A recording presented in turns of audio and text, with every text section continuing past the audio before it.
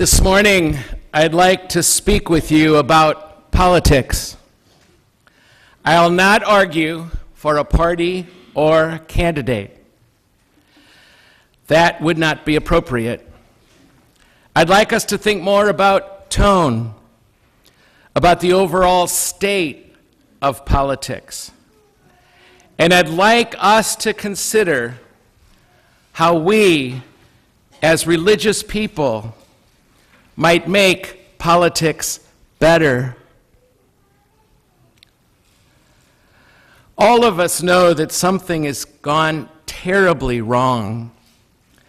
Congress is in gridlock, unable to resolve differences. Even worse is the psychological effect politics is having on us citizens. Not long ago, a friend told me that he can't stop thinking about it, and it's making him truly depressed. I suspect he has a lot of company. It feels like America is at its own throat. Town hall meetings become screaming matches. This is the kind of conversation I've had several times with former Missouri Senator Jack Danforth, and just again over lunch a week or so ago. Jack is a Republican. He's also a priest of the Episcopalian tradition, and he's a good man. I mostly agree with him. We talked about politics, and we talked about religion, as we are given to do. And we asked the question, what gifts, what perhaps unique gifts, could religion bring to all this? And this morning I invite you to do the same. I invite you to think about politics and religion, and I invite you to talk and think amongst yourselves about the gifts religion might bring that would make politics more workable and less psychologically damaging. The gifts I have in mind are particular to religion. They aren't readily available from any other source. The gift suggested by last Sunday's gospel reading and today's is perspective. Perspective. Religion gives us perspective. It puts first things first, and it helps us put life's concerns in their proper place. My contention is that in politics, we have lost our perspective. We have blown politics way out of proportion, and the excessive weight we have given it is at the root of our current problem. The excessive weight we have given it is at the root of our own current problems. Politics was never meant to fix us. It was never meant to carry the weight we're putting on it.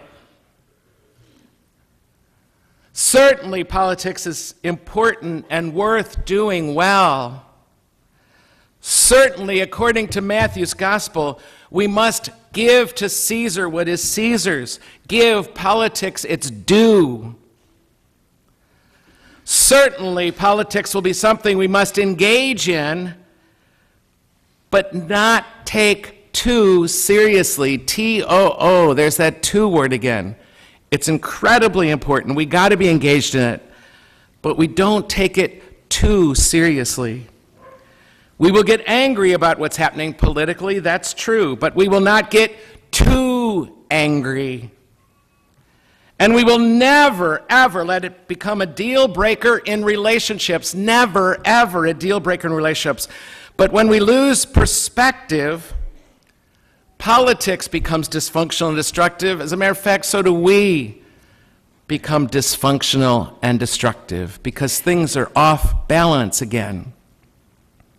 First things are not first anymore.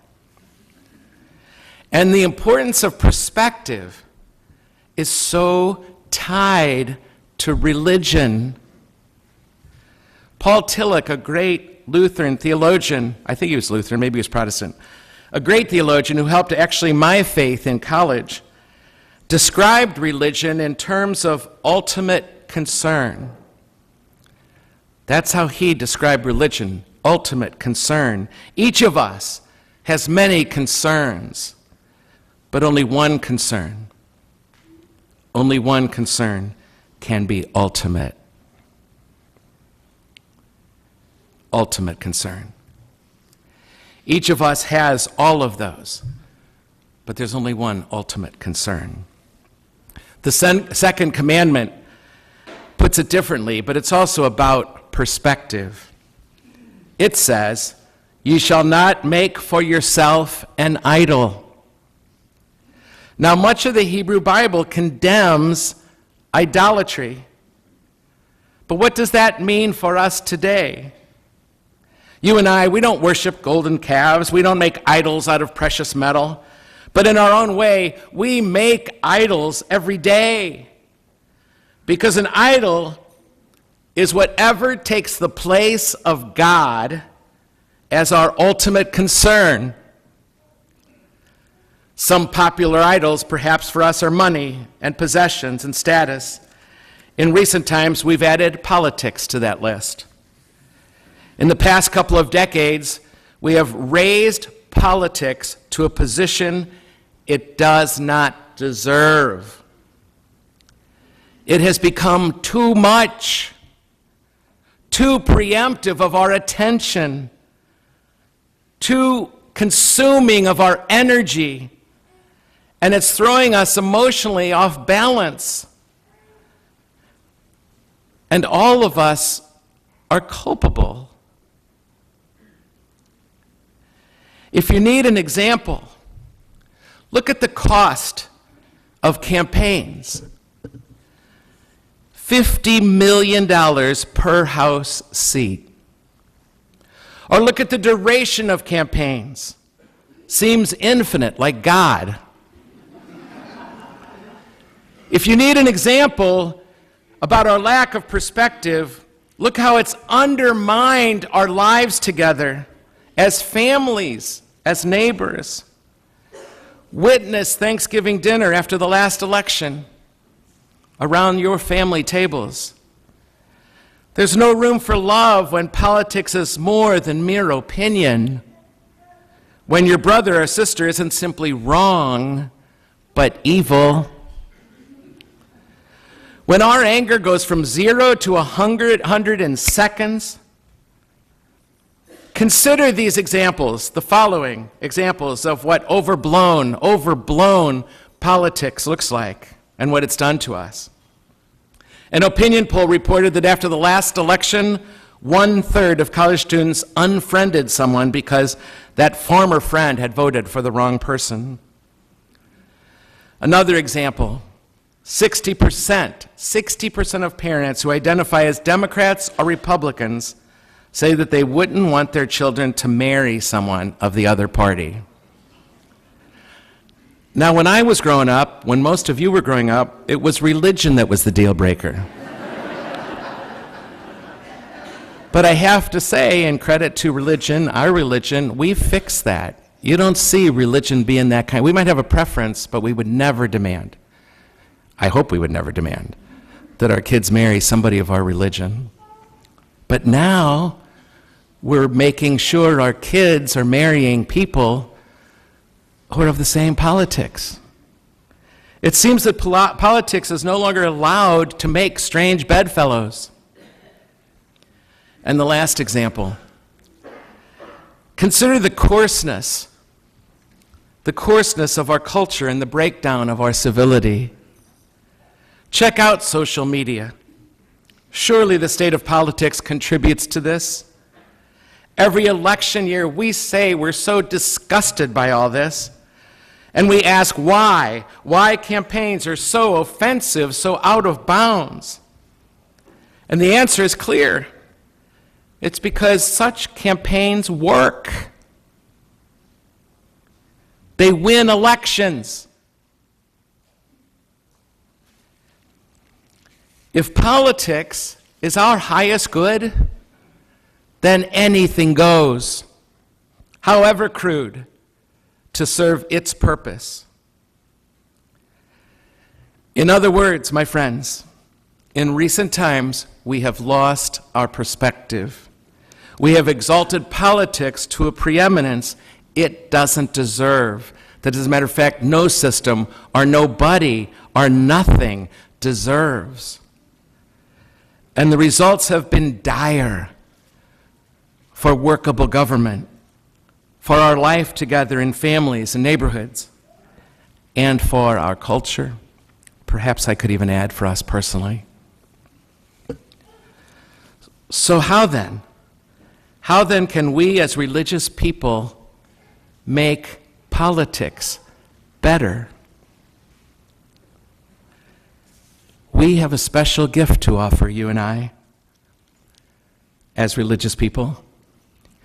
We have a healing message for America that is ours alone to give. It's about perspective, and it flows directly from the first article of the Creed we will profess in just a few minutes, and in this gospel. I believe in one God, just one. Our one God is certainly not politics. Yes, politics is important, but we cannot allow it to become our ultimate concern, because politics isn't ultimate. We can insist that compromise is more than acceptable, therefore, and it's essential if government is ever to work again. And because there is one God, and because, as I mentioned in last Sunday's homily, the end never justifies the means, there must be limits to what we can serve, of how we serve the ends of politics. There have to be limits to this. Dostoevsky wrote, "Without God, all things are permitted." Without God, all things are permitted. That's where we are today in politics. Without God, anything goes. Anything goes in politics, however crude. With God, all things are not permitted, and we should say so.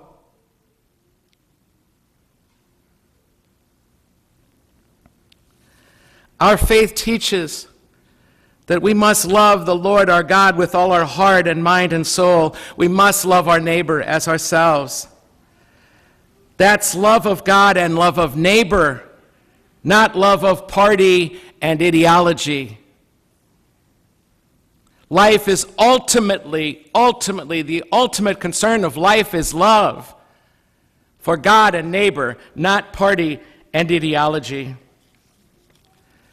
Tell me, is it an accident? Is it a coincidence that as faith in God has gone down in our country, as church attendance in our country has plummeted at an all-time low, that politics has risen to fill the vacuum, that it's risen and become our cultural icon, or perhaps our cultural pathology?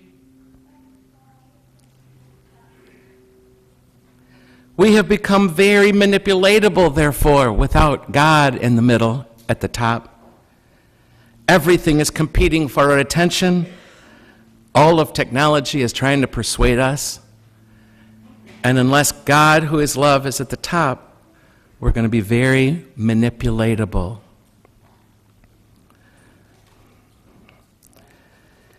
My friends, religion can help. Religion is perhaps the only thing that can help. We need a new perspective, or rather, we need to rediscover the old perspective and let God be God. But not think about somebody else right now who should be hearing this instead of you.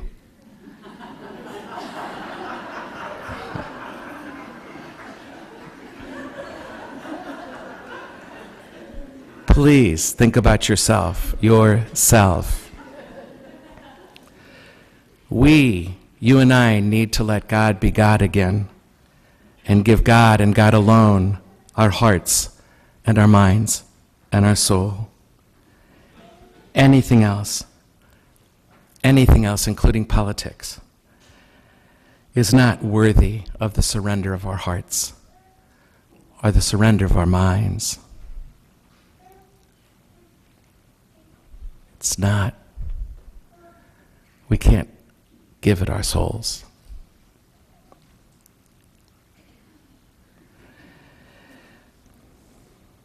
There's an old psalm that we oftentimes sing, and it couldn't be put better than the psalmist wrote it 3,000 years ago. Only in God, only in God is my soul at rest. In God is my salvation.